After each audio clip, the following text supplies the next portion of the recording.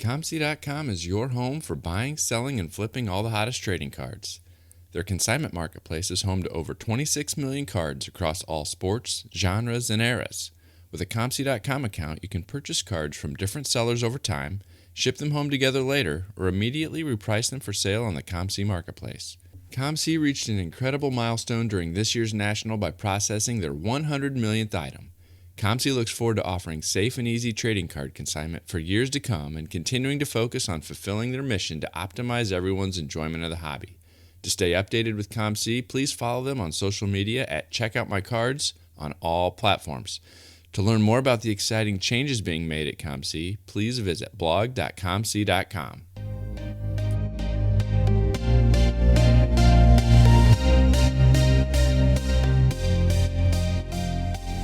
You're listening to the WaxPackHero Sports Card Minute, a podcast where we discuss both the hobby and business sides of collecting. I'm your host, Mike Sommer, and I want to help you buy, sell, and trade your way into a collection you'll love.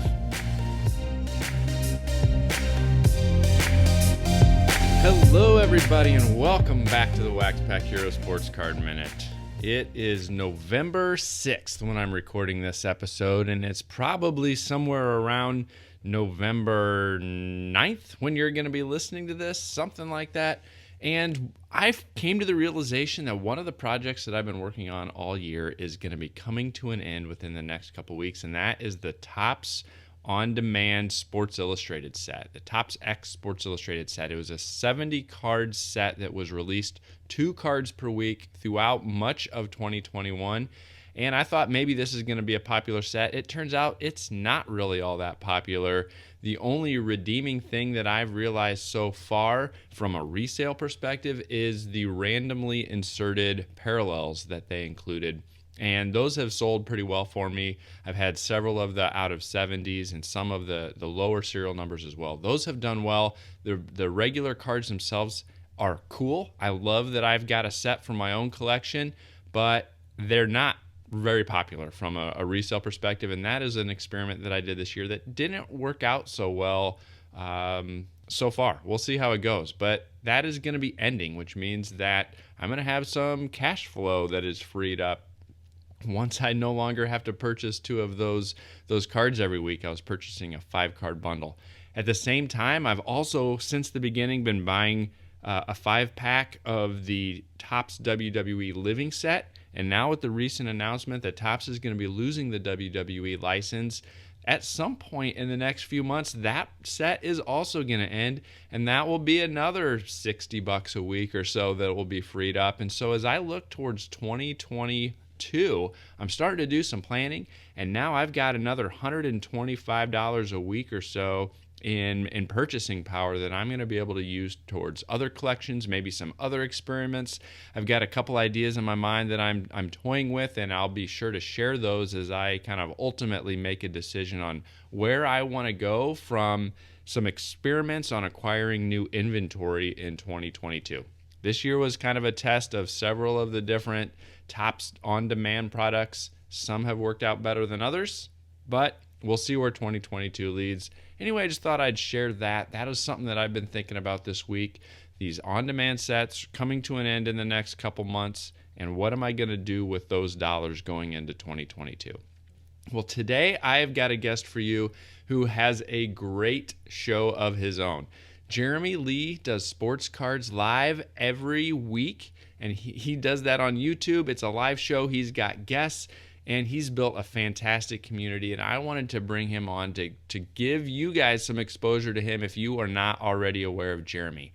And so he has built a great community. He does a lot of good things. His interviews are very in-depth, and he gets some good content out of those folks that he's interviewing, and I wanted to give you a chance to hear from him and maybe go check out his show if you haven't done so already.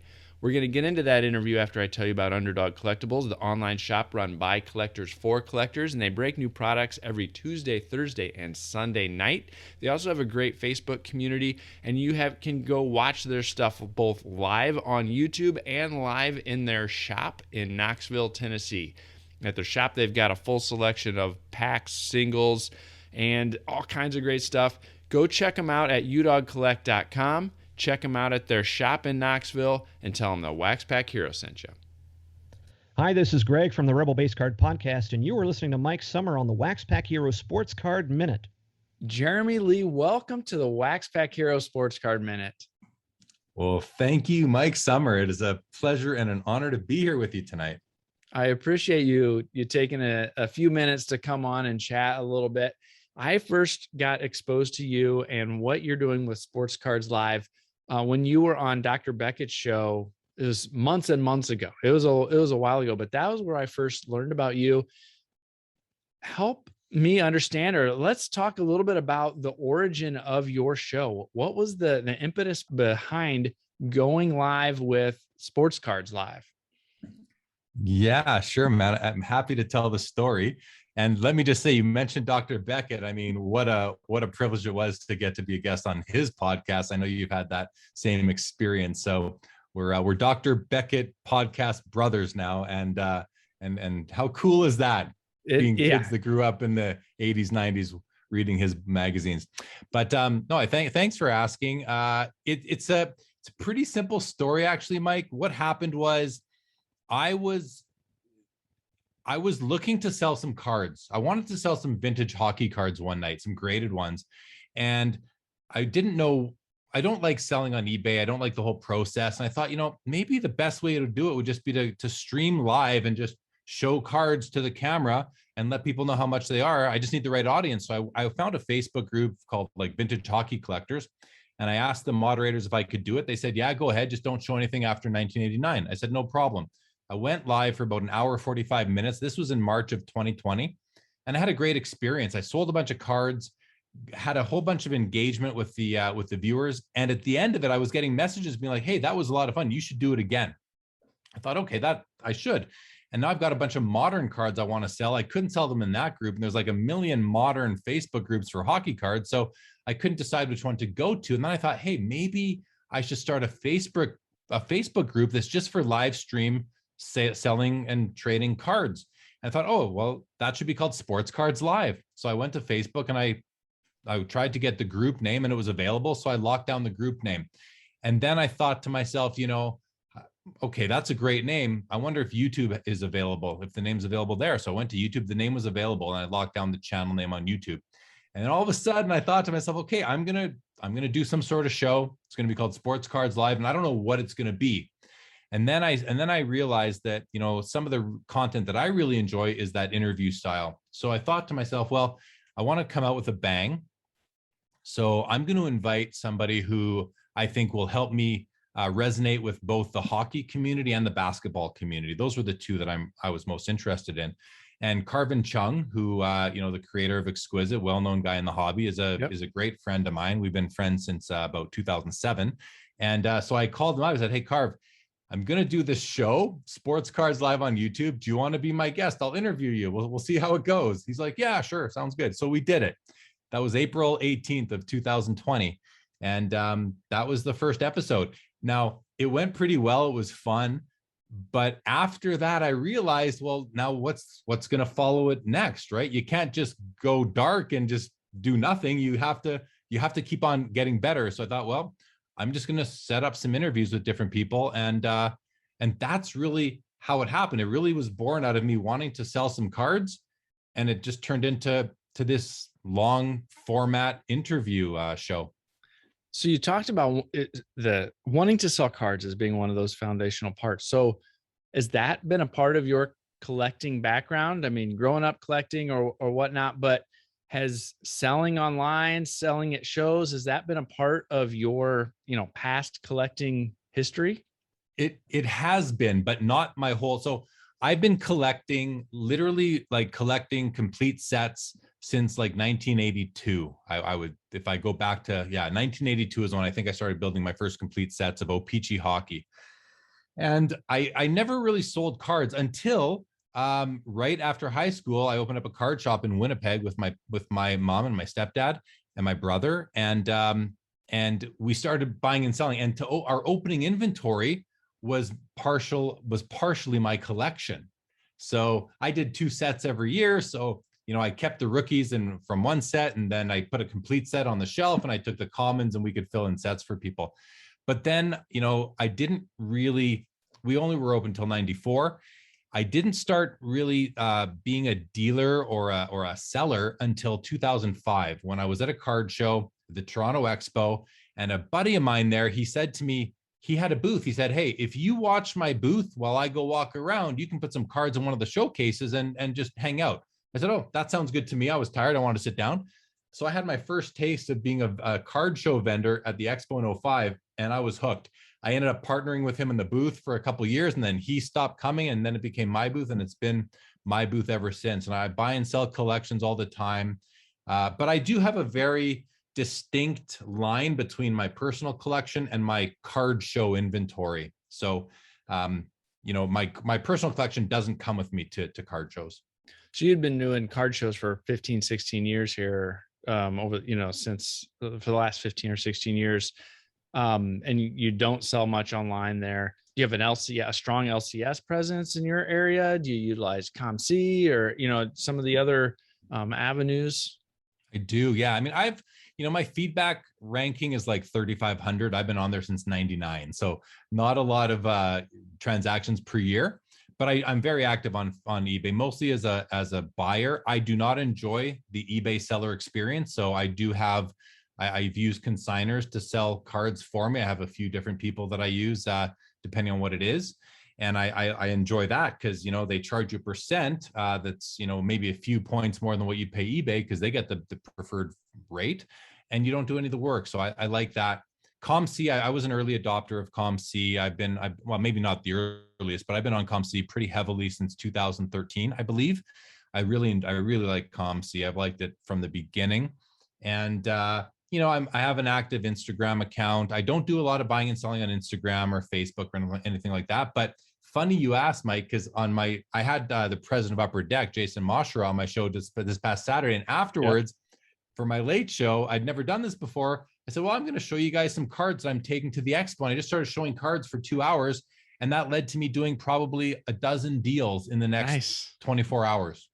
Very, very nice. Yeah, that was a great interview. I enjoyed hearing that conversation with them at Upper Deck. Definitely, if you have not heard it already, go check out Jeremy's conversation because it was a good one. Put to bed some rumors that have been pretty persistent over the last several months for sure. So go check that out if you haven't heard it already. One of the things that I love about listening to your show, because I'm going to be honest, I am not usually available when you're on live. I usually catch the podcast feed later. But one of the things that I enjoy hearing so much is your energy, your passion that you exude that comes through my earphones. And I'm sure through the screen for those watching live is contagious. Is that consistent with the rest of your life? Do you have this much passion and excitement for the other things that you're involved with day to day? No, I don't. I don't.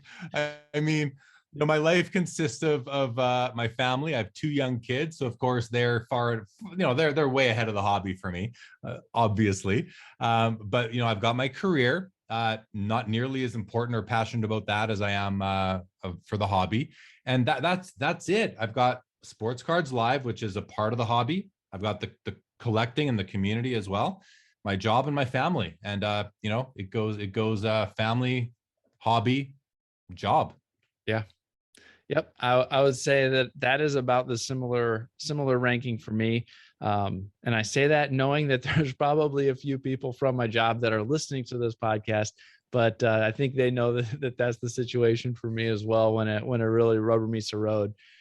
You have some great guests as well. And, you talked about Carvin being one of your first guests. I had a chance to meet Carvin for the first time briefly at the industry summit here a couple months ago. Had you had these connections before the show started, or are they purely a result of the show and you just reaching out, or is it kind of a combination of both?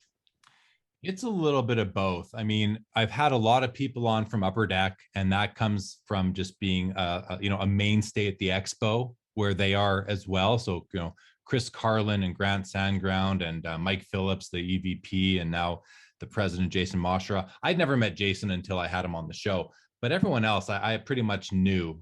Steve Grad, I had him on early. He's the lead authenticator for Beckett Authentication Services, and he's been on like 250 episodes of Pawn Stars. He's a personal friend of mine who I met through my brother several years ago.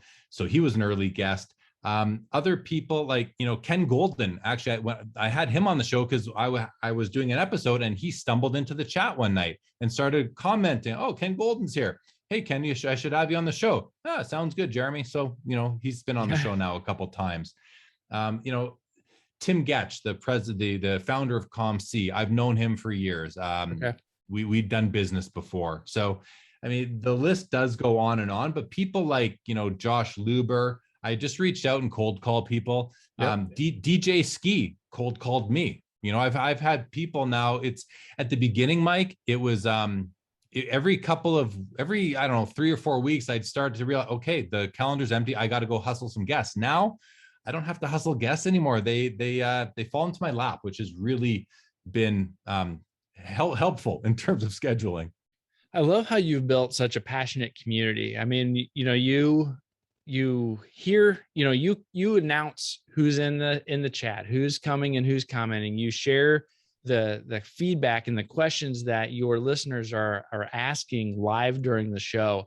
And I love that you have such a passionate community. I mean, sometimes they take over and tell others to like and subscribe for you, so you don't even have to do that anymore.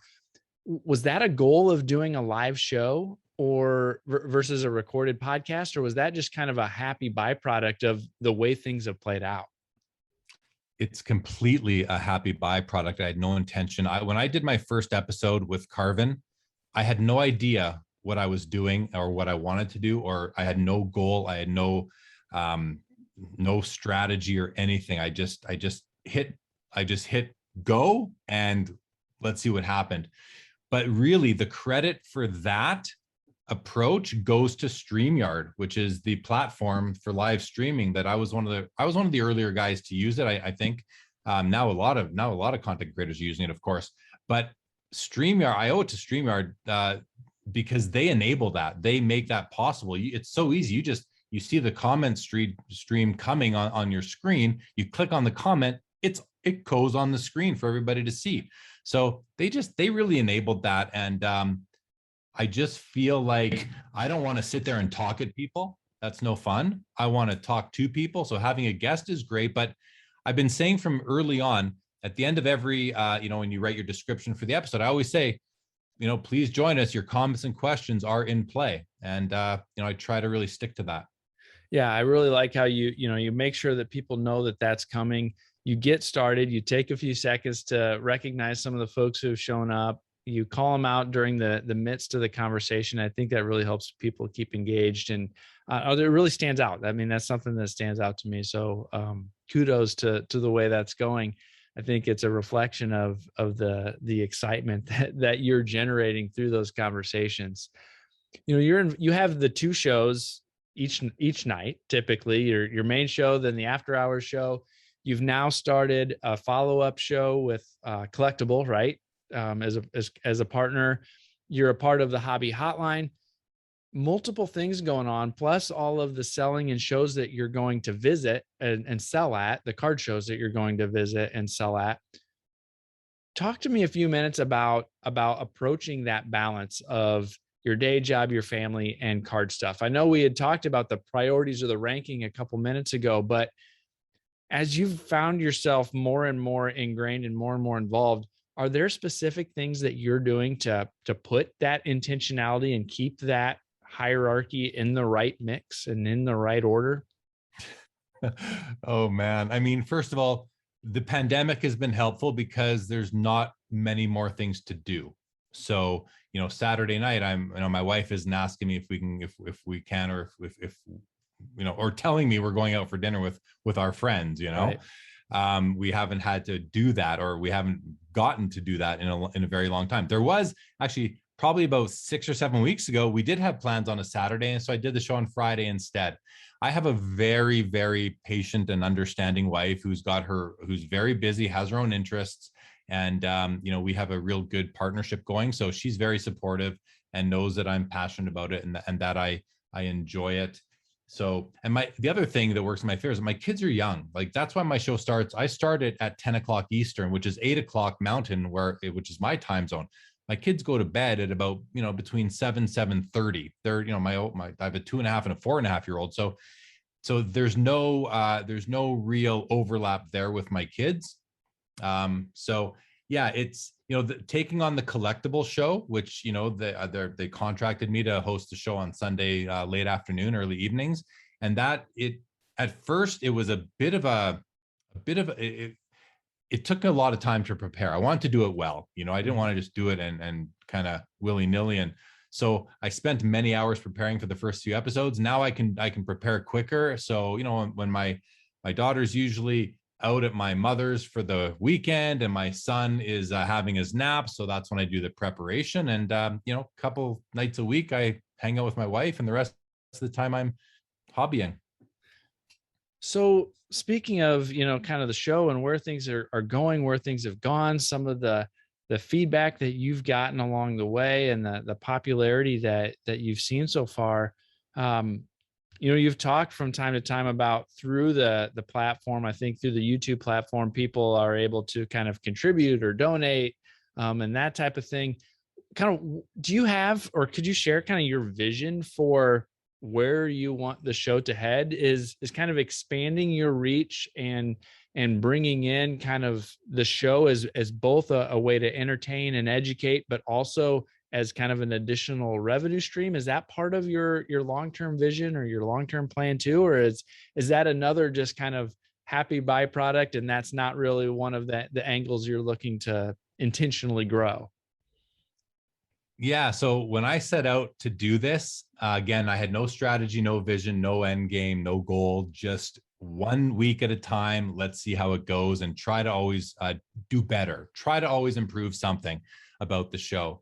So as it started to catch on and I got more and more viewers, more and more engagement, and the caliber of guests that I was able to attract, I had somebody ask me, say, hey, would you consider having a sponsor? And I said, oh, I didn't really think about that.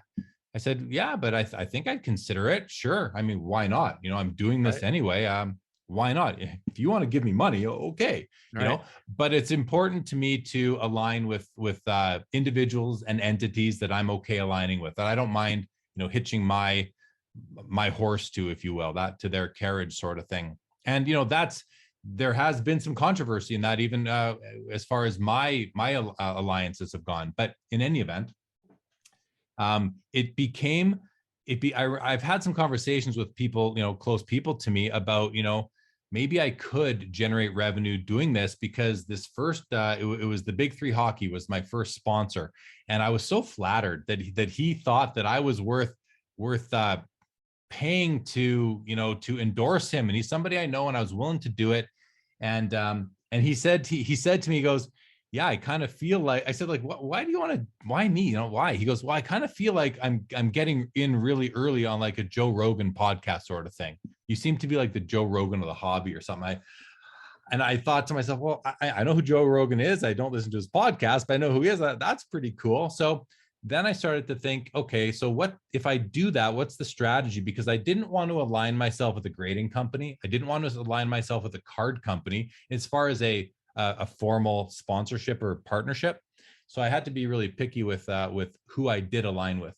And I didn't align with anybody else for a while, but a couple of things evolved. So I am aligned with PWCC. And that was a totally organic partnership that arrived, because what happened was, it was February of this year, earlier this year, and the hockey auctions were about to end one night, and I had a whole bunch on my watch list, and I was going to buy some cards.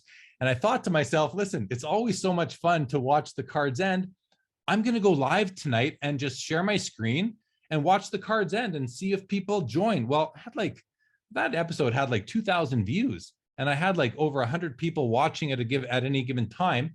And so that told me that this is content people want. I love doing it. It's so much fun for me. So I did it again in March. I did it again in April. I did it again in May. And then they introduced their premiere auction. And I thought, oh, I'll do the premiere auction too. Did the premiere auction.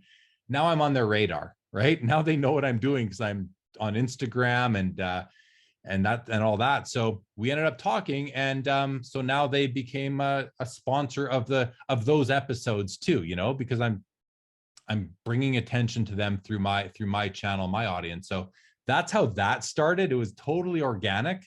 And at the end of the day, don't tell them, but I would do it for free, because I just, it's got nothing to do with them or who they are. It's got to do with, I watch their auctions go off. So if anyone wants to watch with me, come join the party. Let's spend a second talking about that. That's one of the things that I've had a question about myself, that sometimes I have a hard time reconciling that conversation. So PWCC, as an organization, has had some questions, or there's some questionable activities, right, over the last few years that they've been connected to. They've got their side of the story. Other people have their side of the story. We've seen emails or tweets and other text messages and things like that come out. The whole eBay scenario that has recently gone on. At the same time, there's a lot of transactions that have taken place. They have a lot of customers and people who are connected as consigners with them. And it's a broad ecosystem too. And so, there's a lot of moving parts, right? But due to some of those questionable activities, I've had a hard time putting my support behind them or feeling comfortable in doing business with them.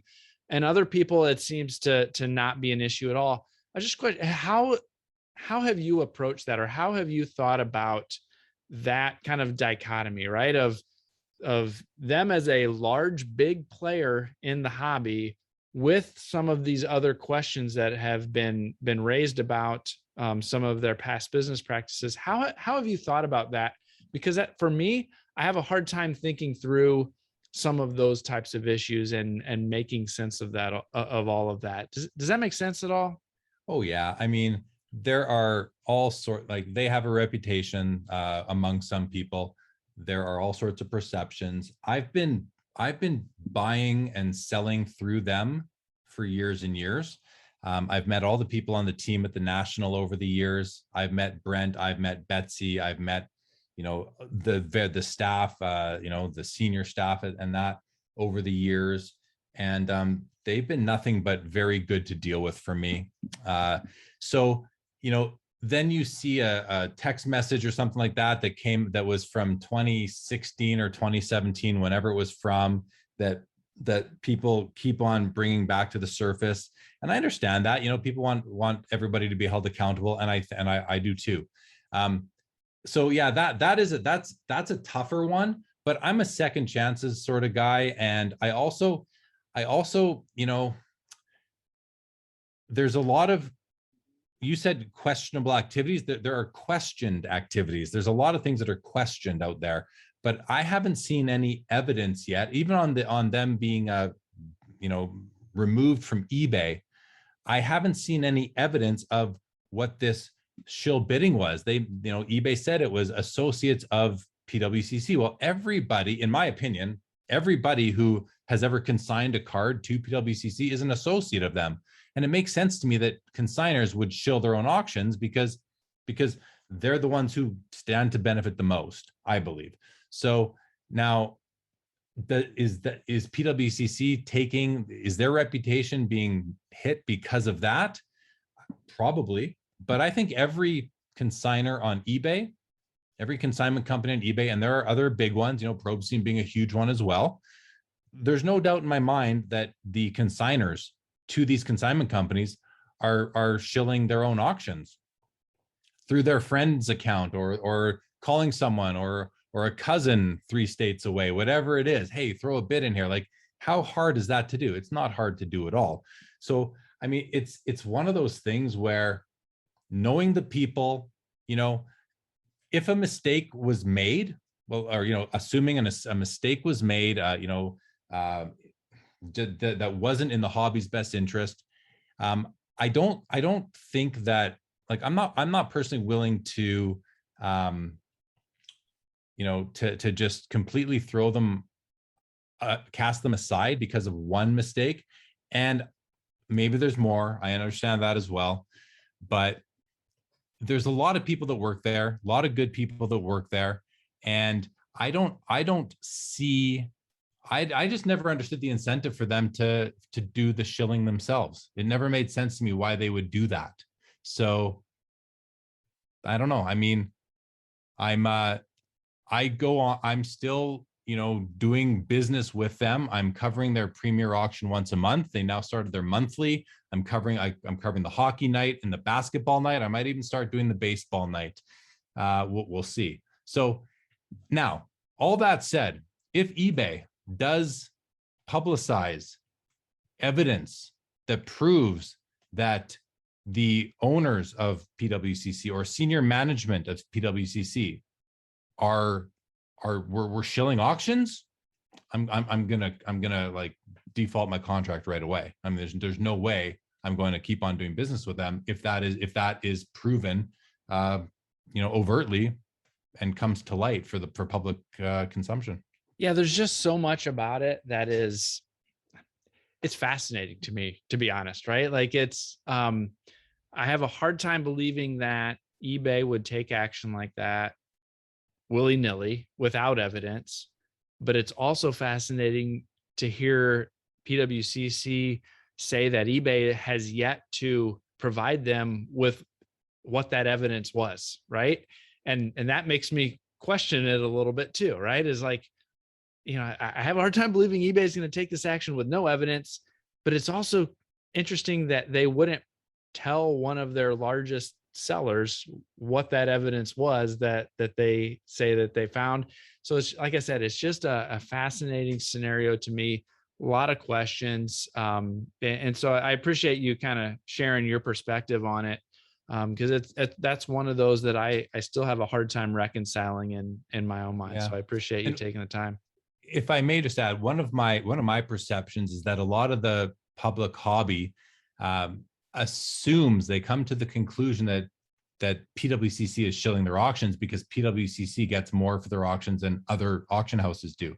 And I believe that to be true, but I don't believe that that's only because of shilling. I think shilling might be 5 to 10% of that effect. And the rest is they're great marketers. They have great auction listings and they have the best cards. And a lot of people trust them and have for 10 or 10 plus years and bid on their auctions exclusively.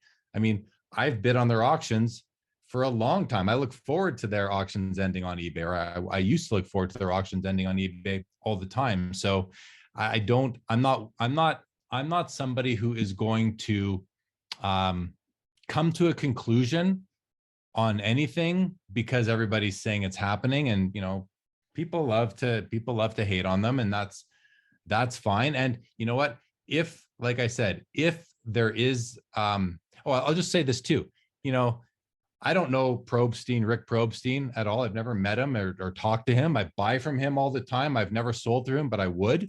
But, I see his auctions, the same cards, that sell at auction, and they're relisted, and he's doing fine on eBay. So that really makes me question eBay's motives, why they would take that action against PWCC and not Probstein and not anyone else. I just don't understand that. And for that reason, I'm not, when I say I don't understand it, I'm not saying that I believe that Probstein is up to no good. I don't. I think his consigners are probably up to no good. But so, I mean, that's really where I stand on it. If I didn't have personal relationships with some people there who I've met over the years, it might be a little bit different, but I know the people there, some of the people there, and they're good people. So I'm not willing to throw the whole company under the bus and put all these people out of work just because the hobby, or some people in the hobby, have judged them to be guilty without any evidence. Yeah. And I guess I would say that I'm somebody who is patient, and I'm interested to see how things play out.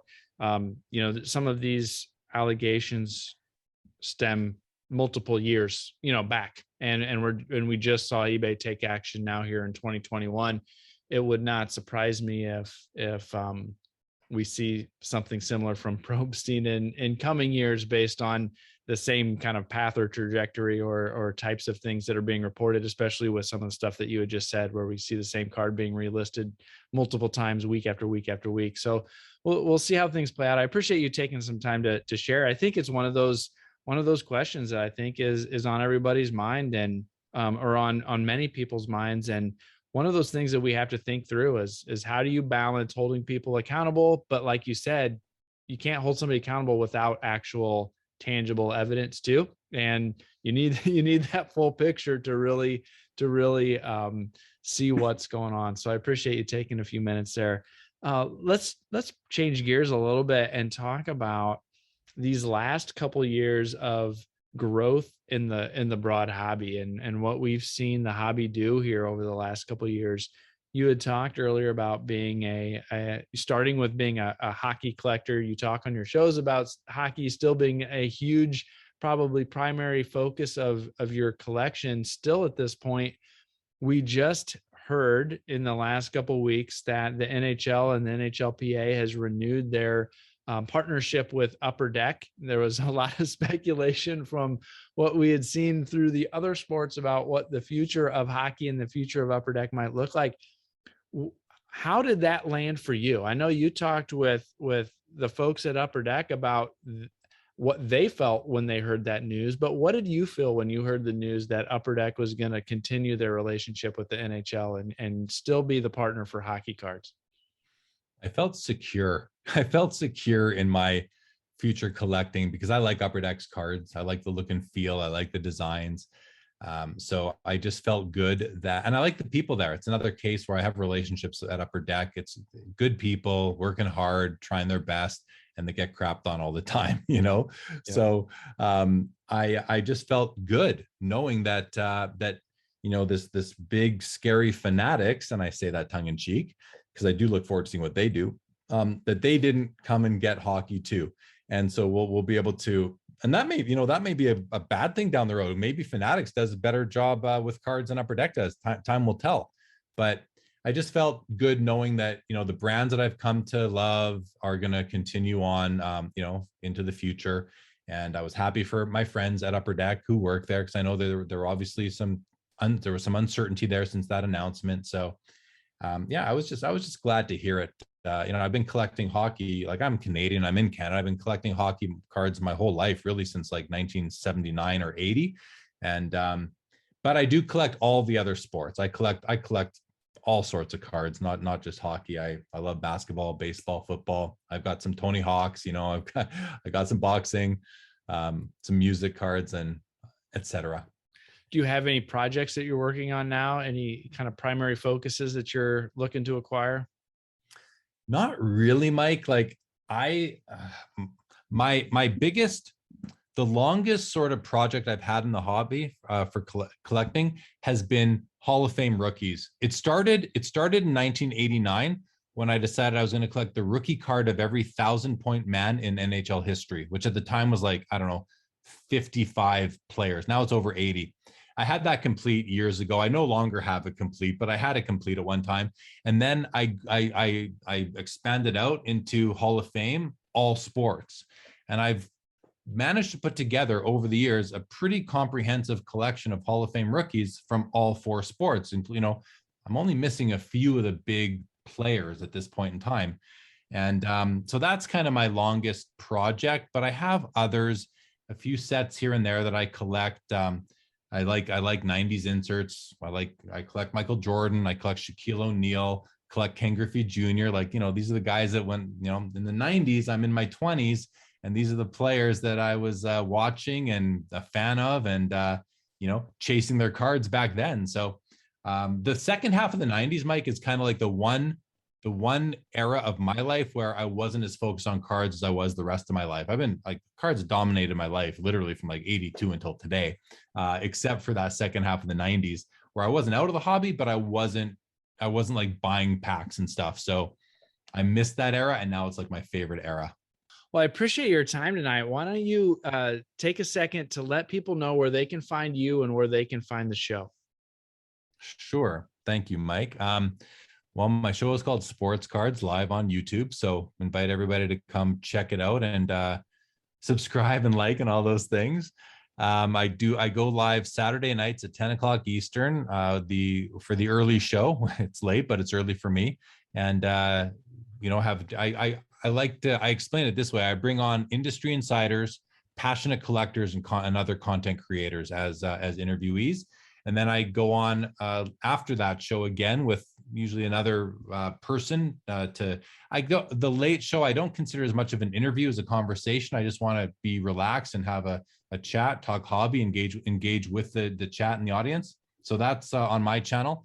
Sundays at 7 o'clock Eastern, I host Collectible Live for Collectible, the fractional ownership company, and that's on their YouTube channel. It's basically youtube.com/collectible app. That's where you can find that show along with the rest of their content. And I'm also a co-host on Hobby Hotline. I go on once a month on Saturday morning at 11 o'clock Eastern and host on there. So that's where you can find me. It's on all the podcast platforms. I'm on Instagram, jlee_sportscardslive, and I have a Twitter account at sportscardsliv1. And now, like you, Mike, I got TikTok happening too. There you go. Sports Cards Live. Yeah.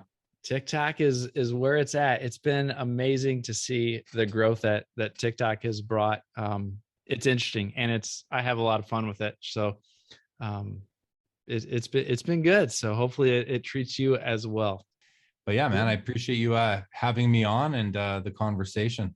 Yeah, I appreciate it. Again, check out Jeremy and his show. Thanks again for coming on. Thank you.